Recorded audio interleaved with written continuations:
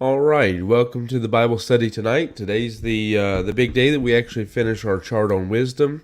I don't know that the study itself will finish tonight because there's probably a few more things I would like to say about wisdom. We may even borrow what we did with the book of Zephaniah. We're in with Zephaniah when we finished looking at the actual book. There was still a lot of stuff about prophecy that was left over that we didn't get into because it's not in Zephaniah. And so we may take a similar approach and try to go through and look at some of the stuff in the book of Proverbs. Because even tonight, some of the things that we haven't touched on in Proverbs, we'll just lightly touch on it and introduce it. So maybe that'll give us a gateway to do that. And I'm noticing that my video quality is not the best. I got sunburned Sunday a little bit, not a bad one, but I got sunburned a little bit, and it's causing my camera to have a hard time actually focusing on what color my head is supposed to be. So if I look washed out in certain spots, it's because of that. But anyways, all that aside, I do appreciate everyone joining. I see there's a few people already waiting on me, and I appreciate you being here. We're going to talk about to me what is something very interesting, but I'm surprised, in all honesty, that while one side of this the Bible says a lot, the other side of this the Bible doesn't say a lot. And so it's something you can find it, like if you know how to read between the lines, if you know where to look for it. But as far as just like asking somebody for a list of verses about self-esteem, there's really not much, because the Bible mostly talks about pride and humility. And if you'll get those two things right, then that other side doesn't really matter that much. There's a few places where God still deals with it, but it's not the same. So with that in mind, we're going to go ahead and jump in then. So let me bring up the chart, because this is not probably the last time you'll see it, but it's the last time we have to use it. So if you look at our chart, we've been through everything now. We've talked about everything except for that one red triangle and that one green triangle. And so at this point, if you followed the study this whole time, you should have a pretty good idea as to what the Bible teaches about wisdom, because we've really went through everything. There are just a few little notes here and there, stuff I probably would like to address more deeply. But at this point, you should have almost as good understanding as I could ever ask you to about it. So with that said, these last two parts are actually something that on the surface don't really seem to have that much to do with wisdom. Now, as we look into it tonight, you'll find that they actually do. They have quite a bit to do with it. But it is being wise in your own conceit, which is what we're primarily going to focus on, because it really lays the foundation for what all this is about and shows why it connects to wisdom. And it's also the one the Bible talks quite a bit about. There's about 5 verses on it. And then the other one being low self-esteem. And I'm going to say this with low self-esteem, that I chose that term because the word esteem is used in the Bible to talk about the way somebody values a person. I will acknowledge there's some people who don't like that term. There are friends of mine, people who've preached for us at our church and through this channel in the past, that they don't really like the term low self-esteem, and I understand that. I even changed it for a little while on my chart, but then I brought it back because the term they asked me to replace it with is also my term is used in the Bible. Theirs was not really used in the Bible, and I'm not trying to say that to pick on anybody. It's just that they wanted me to replace it with a term that admittedly defines better what I'm trying to say, but I try to keep my chart as close to Bible terminology as possible. And so in this case, low self-esteem is the one that's closest I can find to Bible terminology.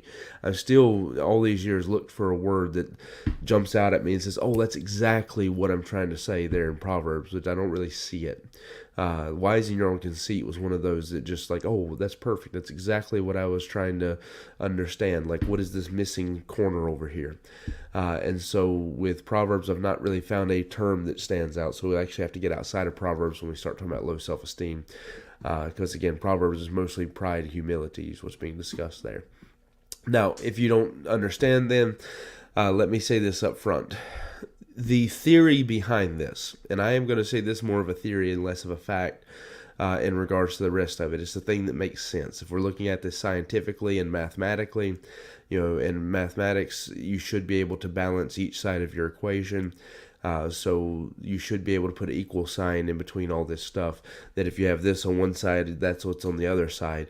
And that's why, for example, pride and humility should be opposite of one another. That's why being hasty in your words and subtlety should be opposite of one another. There's a lot of, the Bible shows it that way, but there's also a lot of logic that would dictate it would be that way as well. Of course, we're never going to let anything from outside the Bible dictate how we interpret the Bible, but it's good when logic and the Bible and science and mathematics all come together, and in this case they do.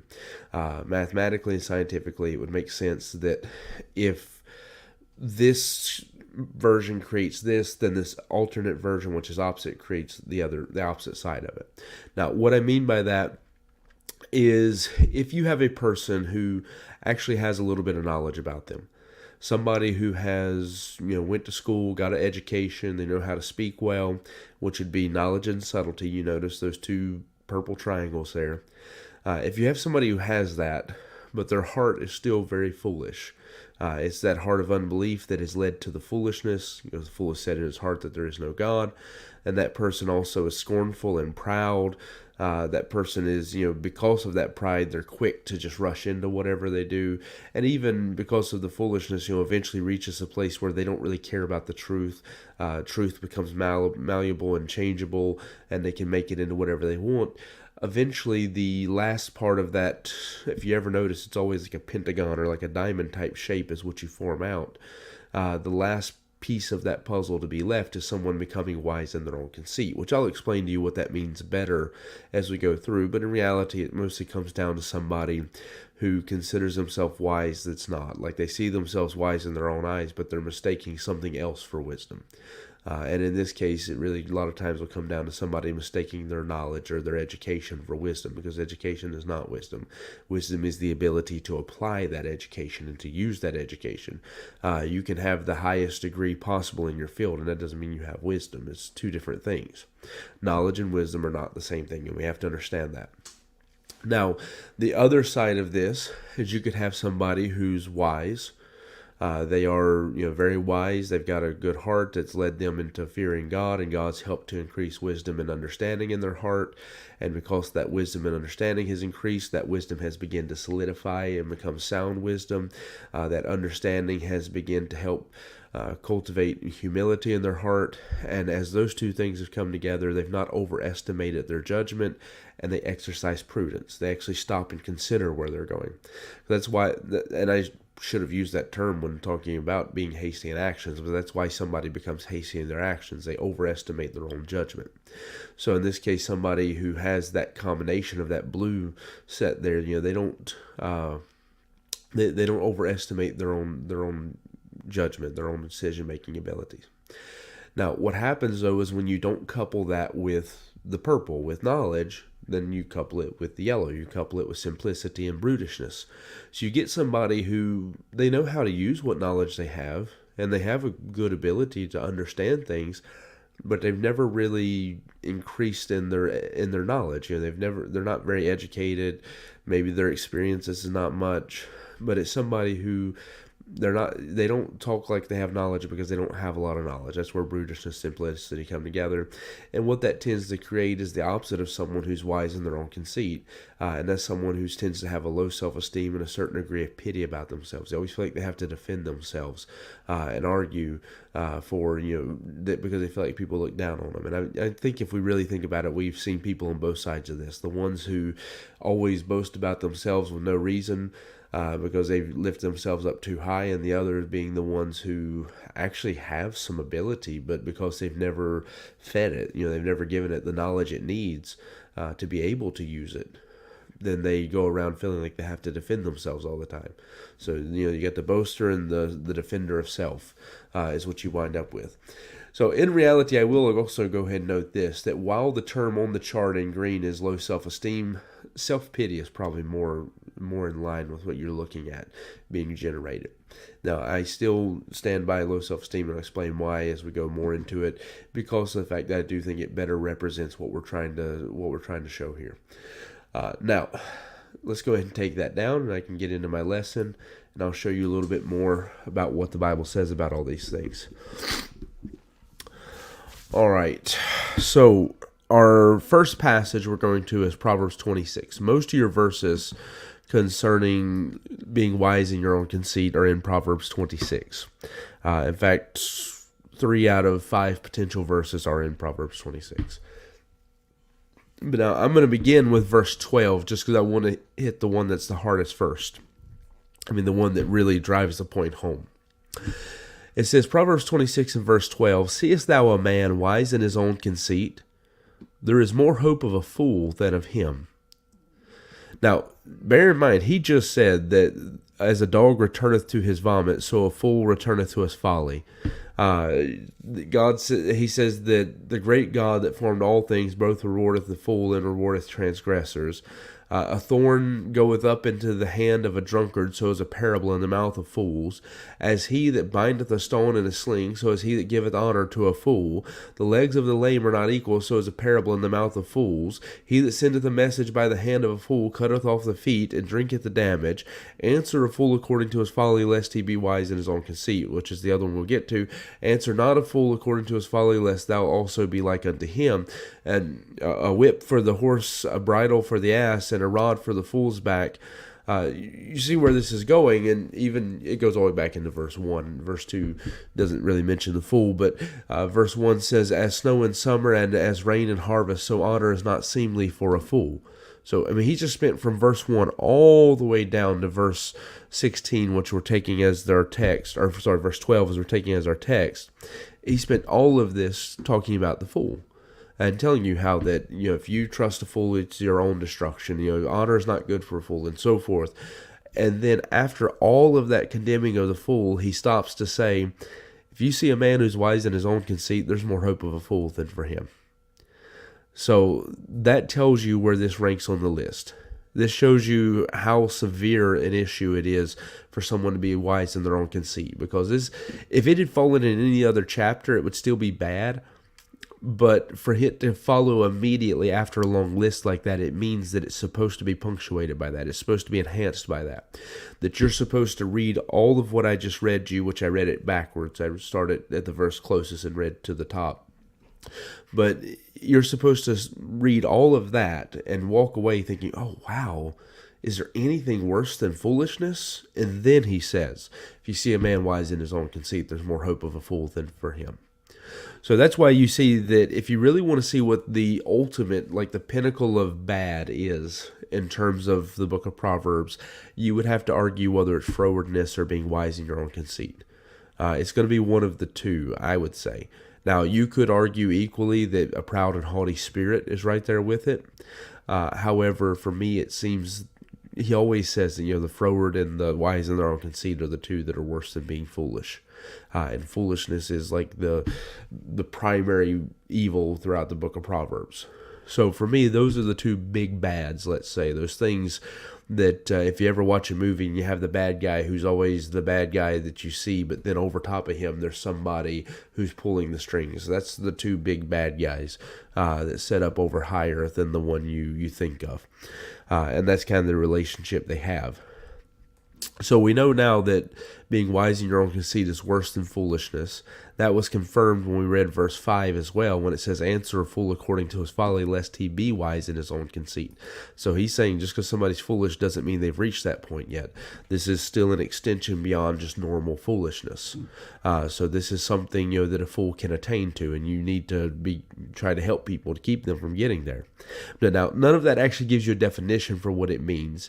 And in truth, because it's a phrase, it's not just a word, you have a little bit of a hard time maybe trying to look it up and find definitions. A lot of times what you look up will probably be pretty good, though, because actually I've searched this multiple different ways to try to figure out what definitions come with this and what people think this phrase means and what we can determine best from the Bible and so forth. And it's one of those where you can get a good definition from the Bible if you kind of know what to look for with it. So, Proverbs 26 and verse 16 says, the sluggard is wiser in his own conceit than 7 men that can render a reason. And this is one of those verses that, like I say, if you know what to look for, you can get a good definition for wise in your own conceit within the Bible itself. Now, I'll give you some perspective from outside, but that's just perspective, some things to help maybe enhance your view of it, whereas the Bible gives us a good definition. And Proverbs 26 verse 16 is the one that always helped me. Now, I'll be honest with you. When I was younger, I misunderstood this verse. Actually, I was probably the slugger in this verse when I was younger, because I quoted this verse a few times to justify being lazy, and that's exactly what this verse is about. Which is the irony of it, is that many times people will take, and let me even say that's what this verse is about. The verse is about this idea that when you have a lazy person, we often will make a joke like, well, laziness is the mother of invention, or necessity is the mother of invention. But we'll say, a lazy man is, most inventors were lazy men, and so forth. And I don't know if that carries over in every culture, but for sure where I'm from, we make those kind of jokes all the time. That when you're lazy, you'll figure a way out to do something. And so there comes a certain form of pride that oftentimes is associated with a lazy person. That they think that they're justified in their laziness because, I am lazy, so I invent something, I come with ideas. And just to give an example, like one of those times where I did misquote this verse and used it to try to justify being lazy was I was working with a group I used to work with building churches. I was a young teenager, or like 15, 16, or 16 years old maybe. And so I was working with them. And they had me cleaning up material that had got blown about from where we were unpacking stuff and using it to work on the building we were working on. And somebody didn't think to put the papers away, or the plastic that the stuff come in, and it just blew out everywhere. And their idea was to send me, because I was the youngest, and just keep me busy for a while, walking around just picking up papers. And I didn't agree to do that. I wanted to come up with a faster way and an easier way to do it. So I took a big cardboard box and I drug it behind me, and I walked around and I picked up everything and stuck in that box and then carried it back. And when somebody said something to me about it, I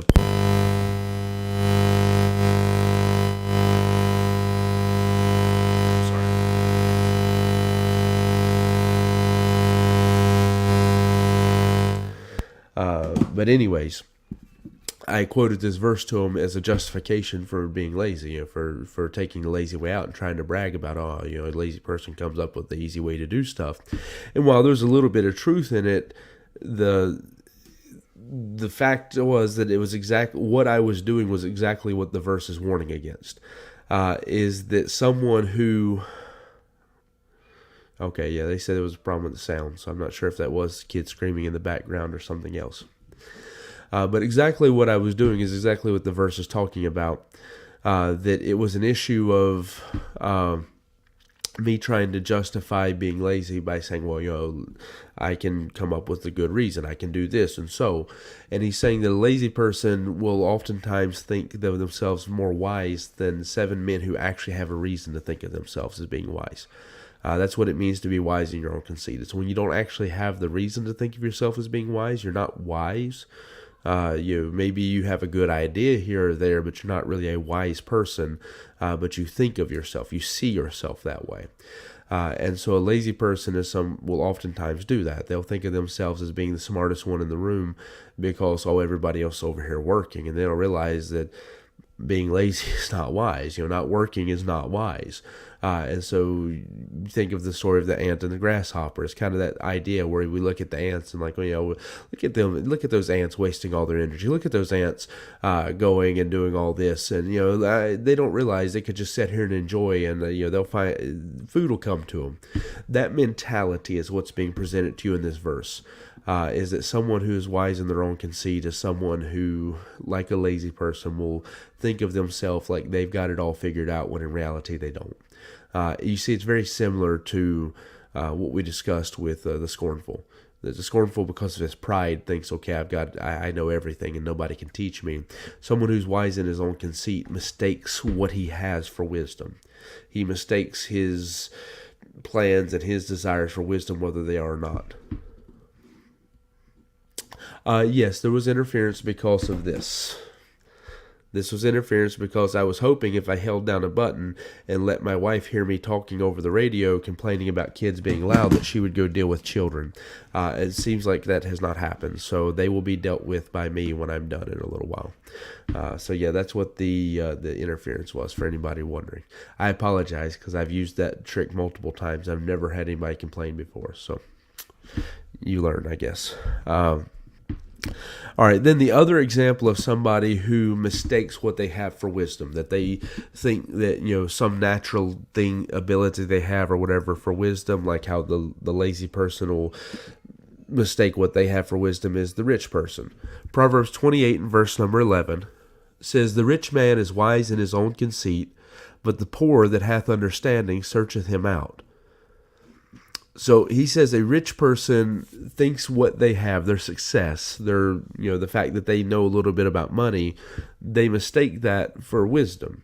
So you see this the same way that, while I've done a poor job illustrating it due to being severely distracted by ridiculously loud children, you see that when in your lifetime, that there are people who mistake whatever it is with laziness, this idea of coming up with little tricks and stuff, these little 5-minute crafts that are terrible ideas but make them feel good about themselves for being wise. The same thing you see with rich people in general. People who tend to be successful assume that just because they're successful, they must be wise. They assume that they have something to offer in terms of information and intelligence. Oh, yeah, I succeeded. I gambled at the stock market and I just managed to barely make a little bit of profit. I should write a book and tell other people how to do this. That kind of mentality. That's where you can see it really illustrated well. Proverbs 18:11 even adds to it. Proverbs 18 verse 11 says, "The rich man's wealth is his strong city, and as an high wall in his own conceit." So you see, he trusts in his own riches and in his own wealth. He trusts in that because he considers that just because I have riches and just because I have wealth, then okay, I must actually have something of intelligence to offer. I must have wisdom to offer. So where being wise in your own conceit becomes so dangerous is that many times, instead of actually striving for wisdom, trying to get wisdom with all you're getting and all that kind of stuff that God tells us to do throughout the book of Proverbs, what we wind up doing instead is mistaking some little success, some little abilities, some little ideas and witty things we come up with. We wind up mistaking that for wisdom. And so what happens to us is, when somebody doesn't actually have wisdom, but they have a little bit of knowledge, they tend to think that because they know something about one subject, that means they're a wise person. That's really what being wise in your own conceit comes down to, because you notice it's coupled with knowledge. It's coupled with foolishness, scornfulness, and knowledge. It's a product of those three things coming together. And so when you have that little bit of knowledge, a whole lot of pride mixed together, you wind up with a person who mistakes what little knowledge they have, or how much knowledge. Maybe they have a tremendous amount of knowledge. They may be a doctor in a certain field, but they tend to mistake that for wisdom.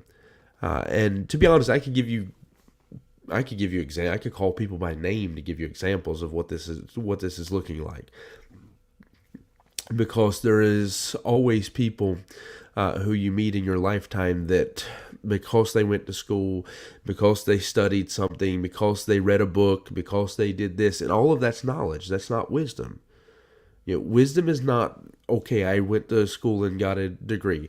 Wisdom is not, okay, I read a book about this. Wisdom is not, okay, I listened to some YouTube videos about this. That's knowledge. That's information that you have accumulated. And so we all know people who have a little bit of information on a subject, or a lot of information on a subject, and they mistake that for meaning that they also have the ability to apply that information correctly. And so, to be honest, it's hard for me to illustrate this without making it sound like an attack on some people, because I see this all the time. I see people constantly getting into arguments, debates, all this kind of stuff, especially on the internet. You see it every day about things wherein they've read 1-2 books, they've listened to some preachers and so forth, and yeah, they know how to quote a few verses or something, but they don't actually have the ability to take the information and apply it. They don't have the ability to know how to take what they've learned and put it into a useful way.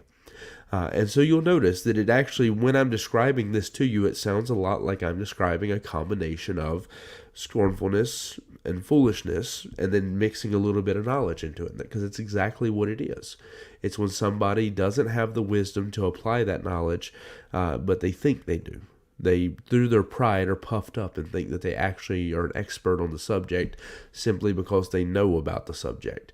And the truth is, knowing about a subject doesn't actually make you an expert on it. It may, I mean, I guess by a certain degree it does, by a certain standard or measurement, for sure. I mean, you can be a master's of it, you can be a doctorate, you can have a doctorate of it, you can have degrees of this thing because of knowledge. But wisdom is what actually allows you to be good at something. Because without that, you just have knowledge that you don't know how to apply. So God tells us when it comes to our own wisdom and how we view our wisdom, as we're kind of moving toward that self-esteem side of this. God tells us in Proverbs 3, verse 5 through verse 7. It says, "Trust in the Lord with all thine heart, and lean not unto thine own understanding. In all thy ways acknowledge him, and he shall direct thy paths. Be not wise in thine own eyes. Fear the Lord, and depart from evil." That verse ties more into this subject than most of us will probably ever realize. Because if you actually look up, I told you I would give you some extra, after we give show you that the Bible does define this very plainly, I would give you some extra concepts or some extra biblical information to consider. One is that if you actually do look this up in the Hebrew, what it means to be wise in your own conceit, it actually carries the idea of an eye, how you see something. So in the Greek, it does have very much to do with the way you see something. The Hebrew. If you were to look this up in other translations, like if you were to sit down with the Romanian translation, it's someone who sees himself as wise, is essentially the way it translates. If you were to look it up in Dutch, it's the same thing. You look it up in French, it's the same thing. If you look it up in any other place, it's a lot of times going to come up with, if you're looking up, what does this term mean? Like, historically speaking, what did it mean for somebody to say this? If you're looking up in a dictionary or so forth, it's usually going to come up with this idea of seeing yourself as wise. It goes back to the eyes. So that's why he tells us to be not wise in thine own eyes, fear the Lord, and depart from evil. This verse is actually a contrast to being wise in your own conceit. Now, it's not limited to that. It's a much deeper, much more beautiful verse. I don't want you to think that's the big takeaway from that. But there is an intentional line drawn connecting these two ideas. Is that what God expects of his people is to not think that we're wise, is to not build ourselves up in our own mind thinking, oh, I'm a very intelligent person, I'm very wise, I always know what's right, and I always have good judgment, and I always know exactly how to use the knowledge that I have. To not do that, and to not be wise in our own eyes, but to fear God and depart from evil. To fear God, to look to him with the respect and all, turn from evil. The evil of being wise in your own conceit is one potential application of that. But to actually let God teach you, because that's what the verses leading to it are. The verses leading to it are to trust in the Lord with all your heart, lean not unto thine own understanding, in all thy ways acknowledge him, and he shall direct thy paths. So the concept of those verses, or the idea behind them, I guess we can say, is that you and I, in order to avoid being wise in our own conceit, need to let God teach us what is wisdom. Stop feeling like we know how to apply everything, like we know exactly what every bit of knowledge should mean for our lives, and actually take time to study what God says it should mean. Because until we do that, until we actually take the time to let God show us and God teach us, we're gonna fail. We're gonna make mistakes worse than foolishness many times by misapplying the knowledge that we have, by assuming we know what's best. Now, with that said, let's take a quick turn into that low self-esteem side of it. And again, I stay with the term self-esteem because I was asked to change it at one point. Greetings, Brother Scott Matthews. I see he came in, so I want to pause real quick to say hey to him. But I stick with the term low self-esteem because I was asked at one point by a friend of mine who's a very intelligent man to change it to low self-worth. Now, truth is, they mean essentially the same thing. The reason I chose to stay with self-esteem is because God actually does use the term esteem to talk about how we value things or people. Now, that word doesn't appear a dramatic amount of times in the Bible, but it's used, for example, talking about how people didn't value Christ in Isaiah 53. And it's used a few times in the New Testament to discuss how we value other people. So that's why I've chosen to keep that term, is because it is a term that God uses several times, at least 3 or 4 or 5 times in the Bible to discuss how we value a person, and a few times to discuss how we value things. So 1 Thessalonians chapter number 5, verse number 12 and verse number 13. It says, "And we beseech you, brethren, to know them which labor among you, and are over you in the Lord, and admonish you, and to esteem them very highly in love for their work's sake, and be at peace among yourselves." So what does he tell you in this passage? To look at those who God's put over you to work, over you to guide you, like pastors, so forth. He says to look to them and esteem them very highly. It means to value them greatly, to see them as a blessing, as a valuable asset within your life. So God does tell us to esteem or value people a certain way. Philippians 2:3 is a good verse for that. Philippians 2 and verse number 3 says, "Let nothing be done through strife or vainglory, but in lowliness of mind let each esteem other better than themselves." So he tells us not to do anything for our own vainglory, or not for strife or for fighting purposes, but to value other people above that of yourself. And then finally, the last verse I'll give you, I may quote a few other verses. The last one I have specifically written down, though, and that was intentional. But Romans 12 and verse number 3, we all know 1 and 2, but Romans 12 and verse 3 says this, "For I say through the grace given unto me to every man that is among you, not to think of himself more highly than he ought to think, but to think soberly according as God hath dealt to every man the measure of faith." So God says that nobody's supposed to think more highly of themselves than what is proper, but everybody should have a sober view of themselves. Now, where all this comes together is when you have a little bit of wisdom and a little bit of understanding to begin to see your place in all of this, to begin to realize that I'm not the center of the universe, that I'm not perfect and so forth, but you don't actually try to increase in knowledge, you don't try to prosper those things to be more usable in that, then a lot of times it leads to a place of self-pity. And that's where this verse becomes the key verse to all of this. Because God teaches us, especially in regards to pride and humility, that humility is to be expected, pride is to be rejected. If we have pride, God resists the proud, but he gives grace to the humble. However, there is a side of that that's not directly pride or humility. It's how we view ourselves, how we value ourselves, I guess I should say. And that's your esteem, your self-esteem. How do you value yourself? Like, how much do you consider yourself to be worth?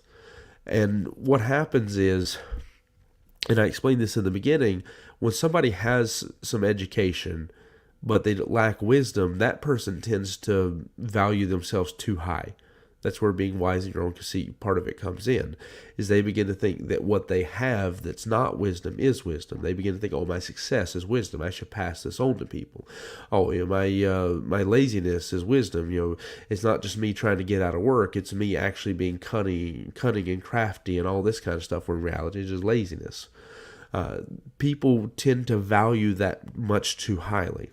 Whereas someone who has a little bit of wisdom, a little bit of understanding, so therefore humility is being produced, but doesn't have some education or experience, they tend to value themselves more lowly. And they come to a place where they feel like they always have to defend themselves. They always feel like people are looking down on them. People are judging them. People are being critical of them and so forth. And you see that. I know people... It's not as common that you see somebody who lacks knowledge but has wisdom and understanding, because knowledge is easy to him that understands. Wisdom seeks and hunts out for knowledge. But I've known people in my lifetime who I would consider to not be very knowledgeable, but are wise and have understanding. They are usually people who worked in factories, and they have a great capacity to understand stuff. A lot of times they were the ones who fixed the machines at the factory and so forth. Sometimes they're mechanics and stuff. And so they're knowledgeable about a certain field, but their knowledge of the world as a whole, or their knowledge of things around them, tends to be limited because they didn't go out and have a lot of experiences. They didn't, you didn't see a lot of stuff. They didn't go to school and get a big education, so they didn't see a lot of stuff. They haven't really tried to gather together a lot of knowledge.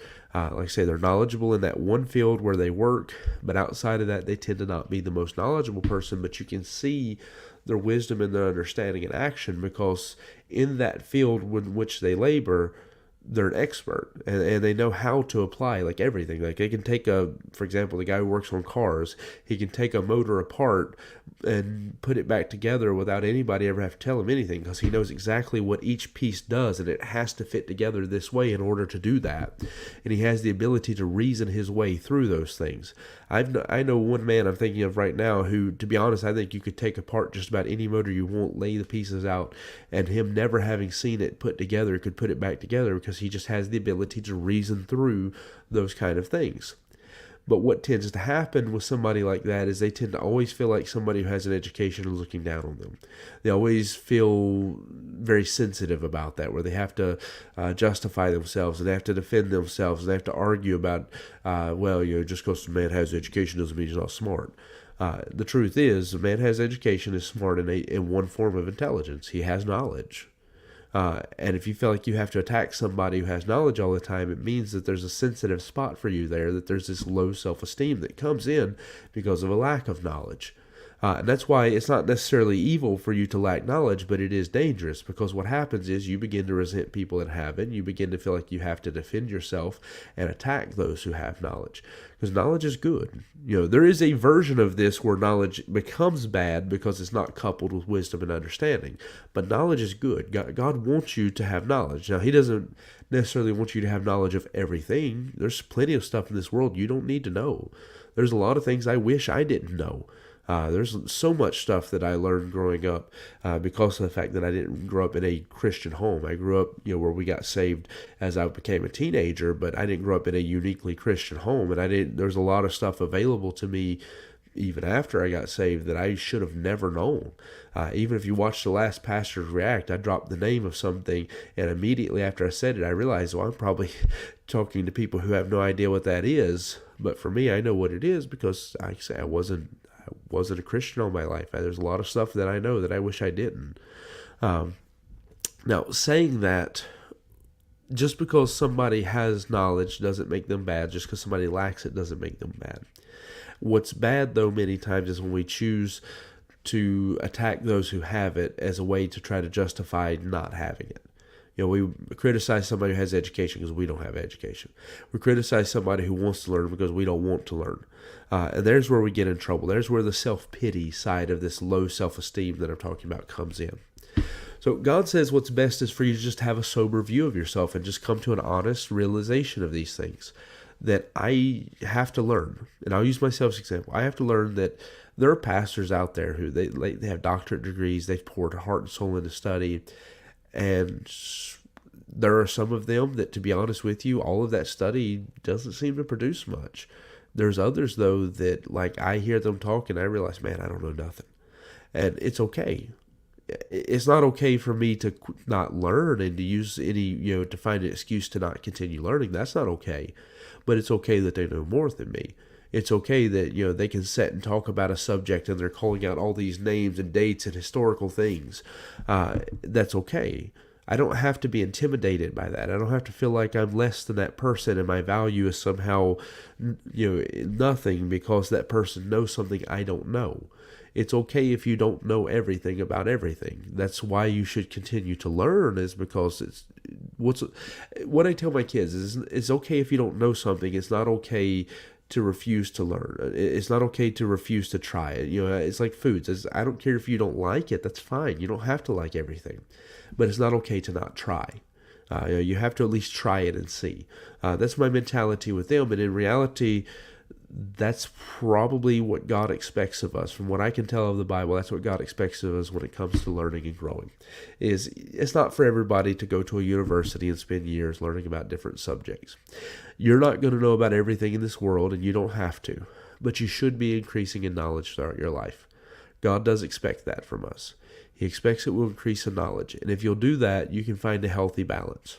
If you'll increase in wisdom and knowledge and understanding, you can find the most healthy version of what God has for you in this chart. However, if you leave knowledge off, what's going to happen is there's always going to be a feeling of inferiority, a feeling that you have to defend yourself and justify why you don't know certain things. And that's why you should try to learn. You should try to gain more information. Know more about what the Bible actually says about stuff. Now, yes, of course, you want the wisdom to know how to apply it and how to use it, but you should want to be learning and increasing. Now, as far as avoiding a low self-esteem, remember, there's so many verses about being fearfully and wonderfully made.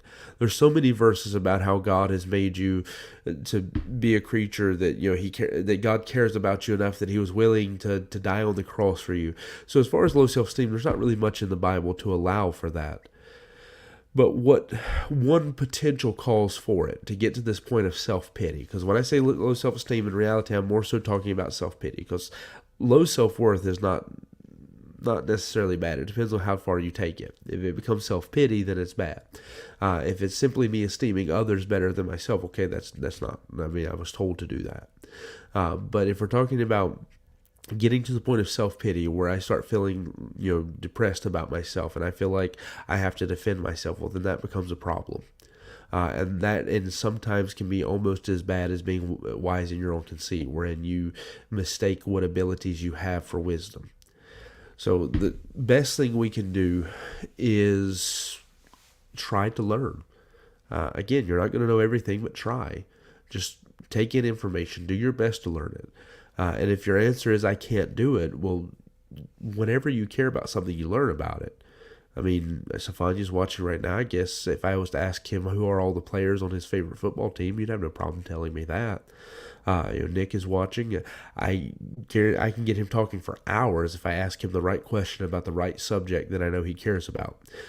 Same thing for Lori, same thing for Rebecca, all of you who are watching. I guarantee Brother Matthews, if I haven't lost him, if he's still around, if I get him on music, on instruments, and start picking his interest on that, I can get him to talk to me for hours. If I talk to you about something you are passionate about, you take in that information and you learn it. So the reality is everybody has the ability to increase in knowledge. We have the ability to learn. We just have to want to. We have to have the desire to. Because when you care about something, when you have your favorite sport or favorite sports team, you will invest heart and soul into learning all the statistics, all the information about them, knowing every player, where they come from, things that, to be honest, don't matter, but they matter to you. You care about them. Somebody's asked me, and Mike, I didn't see if Mike is still here because Mike hasn't commented since before I started. Now, if Mike's still here, then yeah, it's easy. Ask him about Greece, ask him about construction. Any of those things, you get him talking for days. But the point is, everybody has subjects in which they're passionate about, and you have no problem retaining information when you care about the subject. If I ask you about something you care about, you can tell me information for days about it. It's not an inability to learn that hinders most of us. It's a lack of desire to learn. And it's dangerous when we don't. Because if you make the wrong combination, if you have a wisdom and understanding but a lack of knowledge, you're going to create within yourself this thing where you feel like everybody's judging you and looking down on you. You always have to justify and defend yourself and protect yourself because poor me. The other side of that is if you do get that education but you don't get the wisdom and understanding to know how to use it, then you're going to become wise in your own conceit. You're going to see yourself as wise, but you're not. You're going to see yourself as wise, but really, many times what's being exercised is foolishness, not wisdom. So I'm going to give a chance for anybody who wants to ask any questions to go ahead and be typing those as I wrap this idea up. That what you and I have to be very careful about is making sure that we mix the right combination of knowledge, wisdom, and understanding. That we don't leave off wisdom and understanding from our knowledge, and we don't leave off knowledge from our wisdom and understanding. If you have one of those sets, wisdom and understanding or knowledge, make sure you put the others with it. Because they do go together. God designed them to work together. And if you try to run it without one, it's like trying to run a machine with one of the gears being broken. You put the wrong thing in. You may get it going, you may do something, but you're going to have problems as a result. And that's what's going to happen if we don't put knowledge with our wisdom and our understanding, or the other way around. And so that's why we have to be careful. All right, I don't see questions coming in yet. I assume there may be some, though, so I'll give a chance. I don't know what somebody's talking about voting time, Stefania, so you may have to explain that to me at least later. Lori tries to defend herself for letting kids ruin my Bible study tonight. I'm not sure if she's even still here to know that I just said that, so she'll find out later, I guess, maybe. At this point, I'm too busy. I don't have time to go fuss at them, so I have to try to remember to be mad at them later.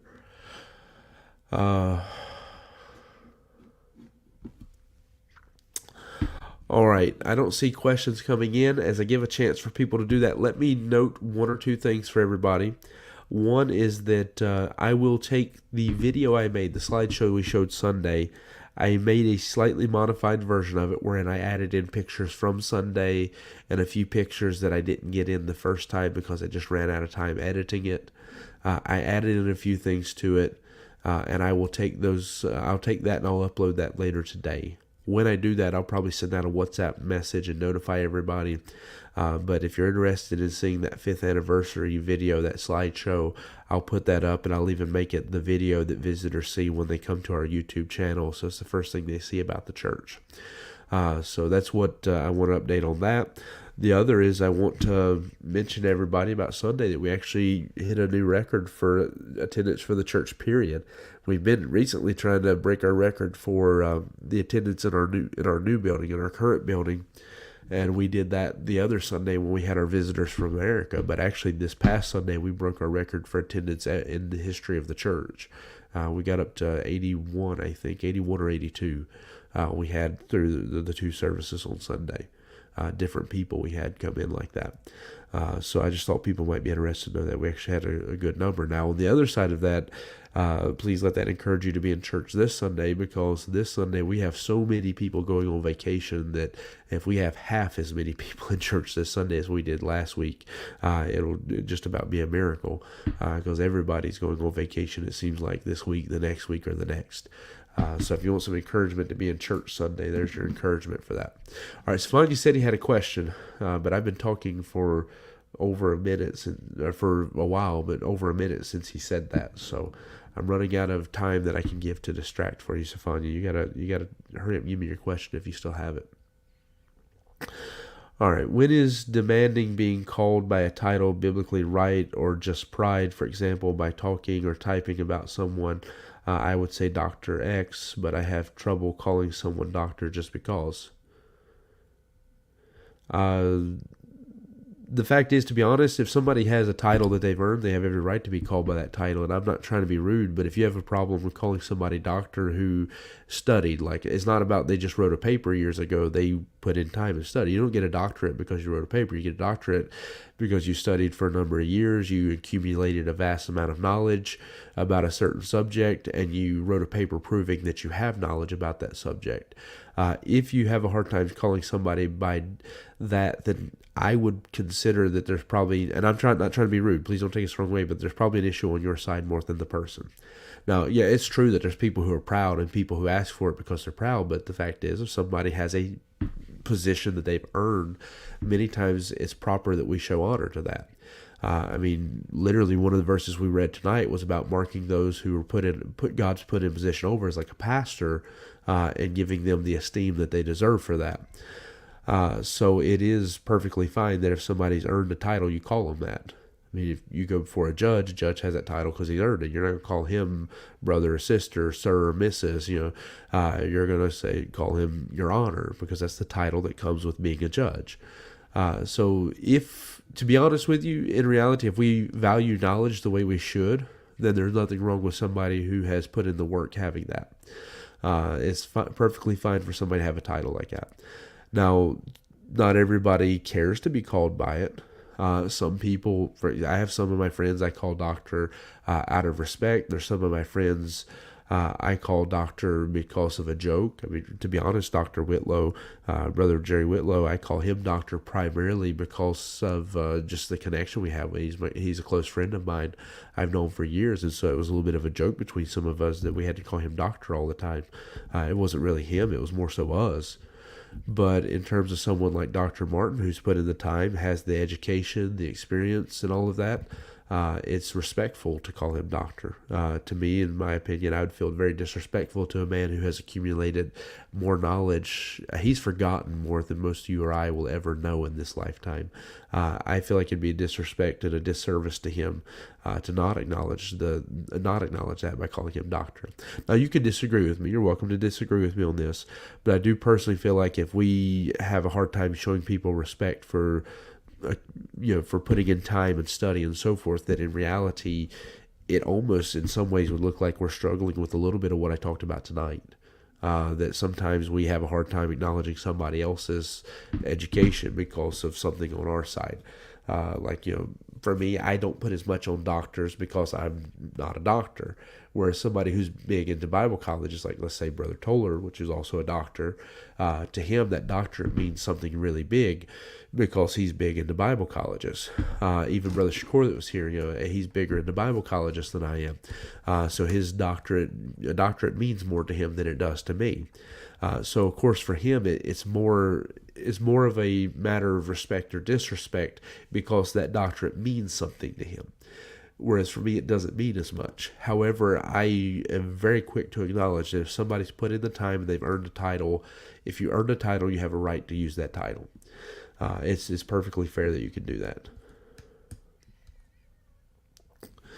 that. In churches, are we all to be brother and sister? Yes, but also, again, God gives positions and stuff and titles that are proper to be used. So again, doctor is something somebody's welcome. You could argue. I mean, there's a place to make an argument that a preacher shouldn't be called doctor, but I don't think, to be honest, I think I could easily win that argument if I have to side against it, because God does. While we're not to be a respect of persons, positions and persons are two different things. So someone who has earned a position or a title associated with their education or so forth, that's not being a respect of persons. That's a respect to the education and the amount of work that somebody's put in. Respect to a position and a title that's associated with that. It's a respect to the position that God's created or so forth. So it's not about being a respect of persons when you do that. It's about being respect to a position. I had somebody criticize me one time, and I won't say who it was, but I had somebody criticize me because they noted, which I never even paid attention to it, but apparently I would call some people brother, and some people I would just call them by their name, and I'd be brother so-and-so, brother this. And if you ever, when they pointed out to me, I went back and I checked it, and what I noticed was the people, when I would say brother so-and-so, it was when somebody was preaching for me or something. So, for example, like if I had him preaching for me, I would say Brother Ken. I didn't just say Ken because it was a matter of respect to the fact that day he was serving in the position of a preacher. And so it was not about a respect of him as a person. It was respect for the fact that day he was the preacher. And so I would call him Brother Ken. Or I, for example, called Lori Sister Lori, but Lori is the pastor's wife. And so it's not just that she's my wife, it's that I'm the pastor, and that makes her the pastor's wife.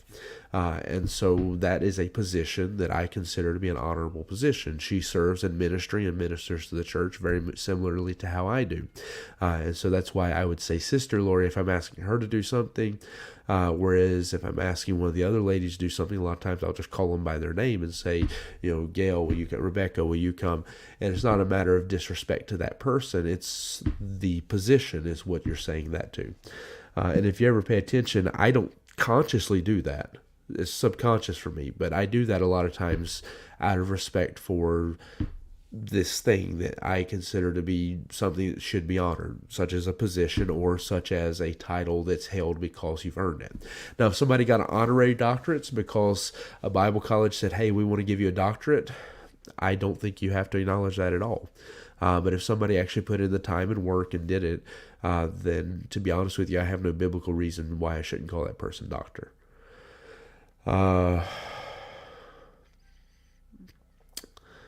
Why is it not Butcher Sophania? Because nobody says Butcher Sophania.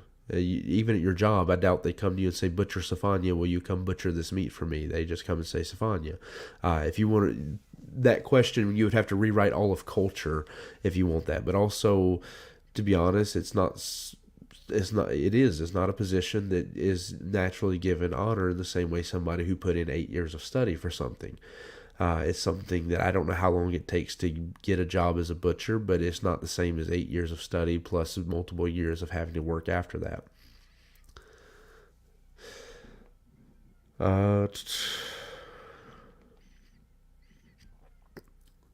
Yeah, I'm just trying to catch up. I guess maybe I missed some of your questions while I was talking, so I just make sure I got them all that way. I'm not skipping over anything. But as far as the positions and titles go, it's always a matter of respect for the position. And it's not disrespectful to someone that they're a butcher, but there is a difference between being. I mean, I was a welder. I didn't expect anybody to have to come to me and say, machinist Haley, welder Haley, that kind of thing to show honor to me, because I spent 2 years getting all my welding certificates and stuff. I learned all my machine work on the job. I didn't have any formal education for that. I learned it on by experience. It's not something that demanded respect when people come in. Whereas, for example, a judge, you're required to show them respect. You go in their courtroom, you have to call them your honor, else you'll get in trouble, because it's a position that requires to be shown respect. It's demanded in the title. Now, is it a sin for you to not show it? Not really. If you don't want to call somebody doctor, you don't have to. I was just pointing out, and I said I don't mean it at all to be rude, but I would consider why we're against showing respect to somebody more so than do I have to.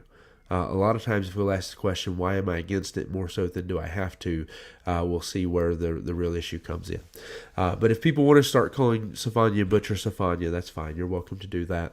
If that'll make him feel more appreciated. You're welcome to do it. I mean, we would call Eli the manager, so we can give random titles we make up for people. All right, I think that answers everything. A little bit longer than what I meant to be on the lesson, but that's fine. I was happy. It's okay to answer some questions like that. So anyways, I assume there's no more questions coming in since they didn't come in that time. But I appreciate you being a part of the study and getting involved and discussing with me. I don't mind answering questions at all. That's why we do that time at the end of it. I hope it's been a help to you. And like I said, it's the last time we have to use the chart. Anything else we look at beyond this, I may reference the chart, but we've finished the chart today. So I hope it's been a help, an encouragement to, couple knowledge with our wisdom and understanding, and to not let a lack of education justify being critical of those who do have it, or to let a abundance of education make us assume that we must then be wise, because again, those are different things. So that's the two sides of this road, the two ditches that it'd be very easy to get into.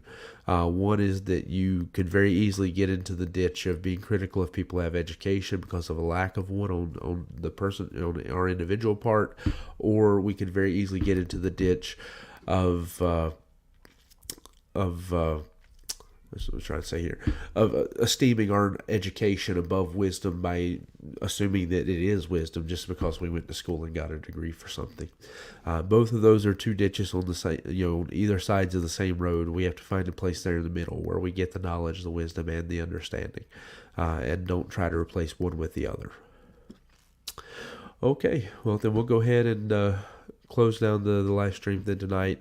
I will send out a message once I upload the updated version of the anniversary slideshow, so that way if you want to see it again or you want to send it or show it to people or whatever, you're welcome to do that.